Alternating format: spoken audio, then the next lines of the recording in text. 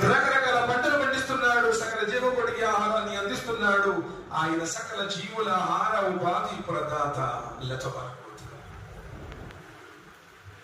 నిలబడ్డ ఆకాశము, తిరుగుతున్నటువంటి భూమి, మండే అగ్ని, ప్రవహించే నీరు, వీచే గాలి, పంచభూతాలన్నీ ఆయన సృష్టించిన సృష్టితాలే, మహా అద్భుతాలే.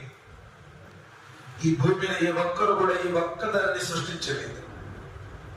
కాబట్టి సృష్టిని సృష్టించిన సృష్టికర్త వేరు, ఈ సృష్టిలో సృష్టించబడిన సృష్టి రాసులు ఈ మానవుడు వేరు. మానవుడు ఎన్నటికీ దేవుడు కాడు, దేవుడు ఎన్నటికీ మానవుడుగా ఈ భూమి మీదకు రాడు. మరి కనిపించినటువంటి ఆ మహా సృష్టికర్త కనిపించినటువంటి ఈ ప్రపంచంలో తన గురించి చాటి చెప్పడానికి దైవ ప్రవక్తలే పంపాడు. وَلَقَدْ بَعَثْنَا فِي كُلِّ أُمَّةٍ رَسُولًا أَنِ اعْبُدُوا اللَّهَ وَاجْتَنِبُوا الطَّاغُوتَ. భూమండలంలో ప్రతి